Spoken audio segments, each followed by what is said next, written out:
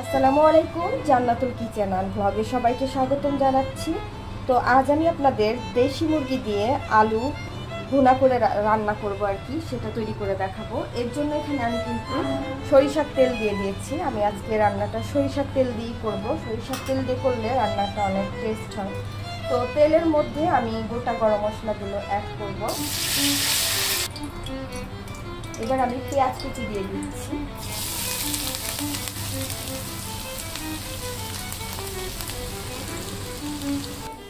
তো আমার পেঁয়াজ কুচিটা হালকা ব্রাউন কালার হয়ে গেছে। এর মধ্যে এবার আমি পেঁয়াজ বাটাটা অ্যাড করছি। এতে করে ঝোলটা একটু ঘন ঘন হবে।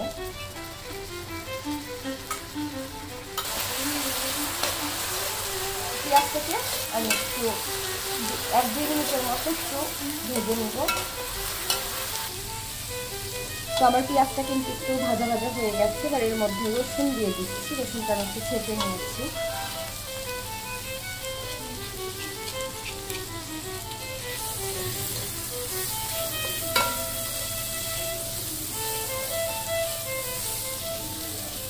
এবার আমি দিয়ে দিচ্ছি আদা বাটা।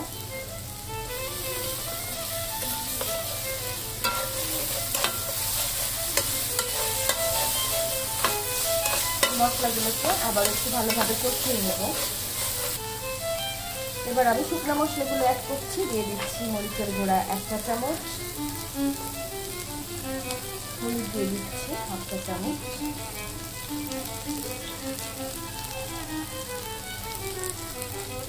জিরা গুঁড়া 1 চামচের মতো, আর একটু পানি অ্যাড করছি।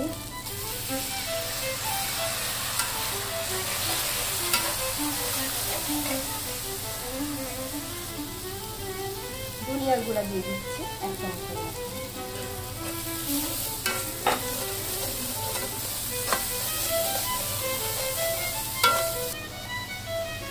লবণ দিয়ে দিচ্ছি স্বাদ অনুযায়ী। মশলাটাকে খুব সুন্দরভাবে কষিয়ে নেব। আবার মশলাটা কিন্তু সুন্দরভাবে কষে গেছে। এটা থেকে দেখছেন কি সুন্দর তেল ছেড়ে দিয়েছে। এর মধ্যে এবার আমি চিকেনটা অ্যাড করছি।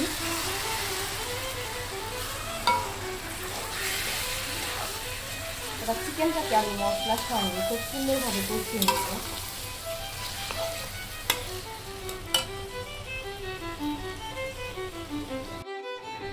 তো আমার চিকেনটা কিন্তু রান্না শেষ।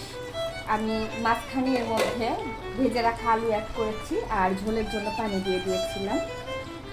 তো আশা করছি আপনারা এই রেসিপিটা সবাই ট্রাই করবেন, আপনাদের অনেক ভালো লাগবে। আর আমার এই রেসিপিটি ভালো লেগে থাকলে আমার চ্যানেলে সাবস্ক্রাইব করুন।